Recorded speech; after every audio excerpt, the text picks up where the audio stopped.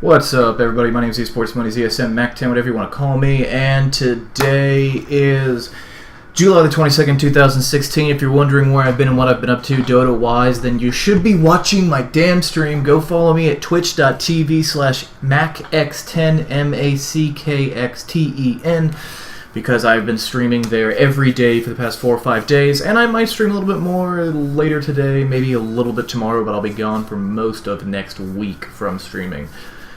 So yeah, I've been streaming a lot of the StarCraft 2 Mass Recall mod. I have been streaming a lot of Dota 2, and I did some virtual reality demos with my Oculus Rift on stream, and if I can figure out a good way to see the Twitch chat while using the Oculus Rift with various games through Vorpex, then I will probably be doing a lot of streaming with the Oculus, because I don't like using the Oculus for streaming because it's so intense on my computer, but mostly because of the chat.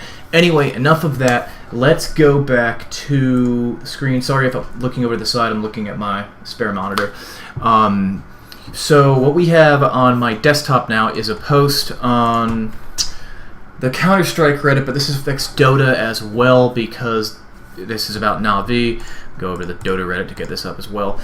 But so basically, unless you've been living in a cave that doesn't have Wi-Fi or a cell phone, you probably understand that this is one of the most fucked weeks we've ever had in esports.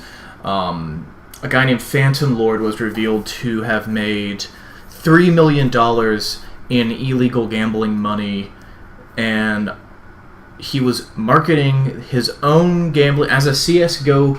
As a COD player turned CSGO player who also played LoL, he owned a website that you gambled with CSGO skins, but it wasn't just like gambling, like betting, like Dota 2 lounge style. It was like slot machine style. Like you just deposit shit and then gamble with it with mini games on the website that had rigged odds massively in the favor of well, whatever he wanted them to be. Shit for most people, but very good for him.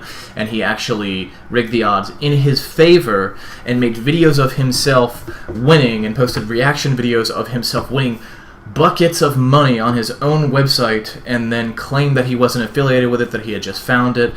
So that's non-disclosure. That's there's an FTC issue there because he's probably breaking some sort of gambling laws, and then there's probably some international issues to take into account as well because he has a partner that made the website over in France. If you're really interested in that whole case, then go over to R. Lewis Reports, his YouTube channel, who will really talk about it.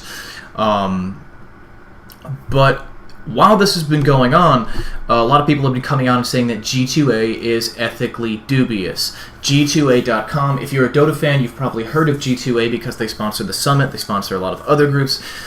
Destiny, Stephen Bonnell, the streamer, came out a few days ago and said, look, these guys are really fucking unethical, they've always been unethical, they don't seem to be getting better, and in the coming weeks, everyone's going to start distancing themselves from that. So a lot of people have been coming out and being like, G2A sketch, G2A's not paying.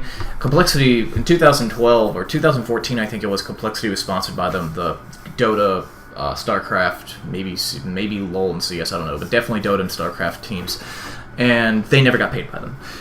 But that's a footnote. That's really minor shit compared to like the things that's wrong with them, which is their video game website where you can buy and sell Steam keys, not like keys to open chests in CSGO or Dota or anything like that, but actual keys like codes to install games on your computer.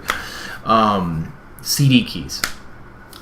So I was actually thinking about making a video like this and talking about how I think that G2A has not knowingly been an evil website or knowingly done anything wrong. But that's simply not the case. I woke up this morning and almost made a video as soon as I woke up because the first thing I saw when I woke up was Na'Vi is now Na'Vi.G2A.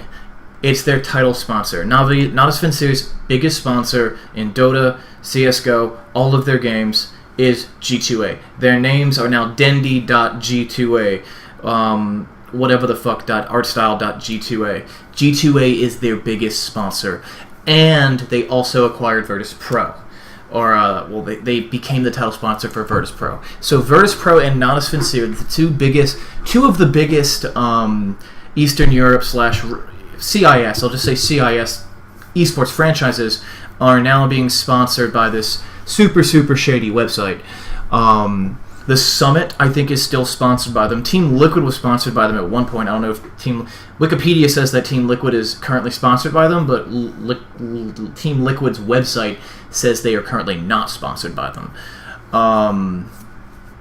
And people were saying that Navi was scummy on Twitter, and the Not As Sincere, the guy that operates their Twitter, actually tweeted, "What's wrong with them? What's wrong with them? Do you even read the news? They're very unethical, selling stolen keys and whatnot." And G2A made an official statement regarding the problem. And I saw this official statement, and it made me think, all right, well, a lot of like game codes that were acquired illegally, whether they were stolen straight up through some sort of phishing deal or hack, or whether they were purchased with stolen credit card information, regardless of how they got there, I don't think that G2A, the company itself, has made an effort to be malicious. I think that people just see G2A as like a black market or a gray market where they can unload stolen goods, and therefore they do it there, and that might not necessarily be G2A's fault, because it's a massive pain in the ass for them to figure out which keys are legit and which aren't. That being said, G2A sells insurance. It's like an extra $1 or $2 on any purchase that you can make on their website, and this insurance is that they'll give you another CD key if your CD key... I thought it was because if your CD key doesn't work, but it's if your CD key that you register on Steam gets invalidated. There's someone on Reddit that was talking about how he had 4 games. This is my Smurf account, but you can see all of the games that I own or that I've installed on my main account, and his game... he had 4 games go from like ready to play to preload complete. So like shit was installed on his computer, but he wasn't allowed to play it because Steam literally invalidated and said, "You no longer own this game. This code's been invalidated," because it wasn't purchased legally. So again, I was thinking like, it's probably not their fault. It's probably not their fault. Blah blah blah blah blah blah blah blah blah blah blah. Then Navi. Then I saw this post a minute ago. Okay, so since people are asking. Effectively sold $450,000 of stolen CD keys for this like this indie game, some indie developer. I should put this link in the YouTube comments or in the video information. Then proceeded to effectively blackmail the developer into using their own. Doesn't exist anymore, into using their own G2A payment system. They have a history of selling keys that are obtained due to fraud. That's true. Again, I don't know if they're at fault for that, and I don't know if they're at fault for the first thing. But they also don't pay their esports people, and we know that for a fact because Jason Lake came out and said don't fucking work with them. Total Biscuit came out and said don't fucking work with them. Companies revoking keys bought from them due to the fact that if you buy from G2A, the developer receives literally 0%. And Valve is pretty greedy when it comes to this sort of shit because Valve actually takes like way over half of the % of the money made when they sell a game on their Steam, or at least that's the way it used to be a few years ago. It probably still is. But these are all fucking links to different stories of different companies. Fraudulent Elder Scrolls Online keys revoked. Pay up another $50 for the game or else because they were obtained illegally. Or they were basically obtained through fraudulent credit information. So, I think you guys are starting to get the idea. Caused a small independent store $30K worth of fraudulent credit card charges and transaction. They didn't pay Complexity. G2A accused of failing to pay eSports organization Complexity sponsorship money. How Steam key reselling is killing the little guys. $30,000 indie game stand in fraudulent charges. Good fucking god. So sick post, mate. You should join my research team. This is from Richard fucking Lewis himself. If you don't know who Richard Lewis is, Go watch his fucking YouTube. I've already mentioned him in this video. Richard Lewis is the guy he's the whistleblower. He's way, if you have to watch him or me, go fucking watch him because he's actually good.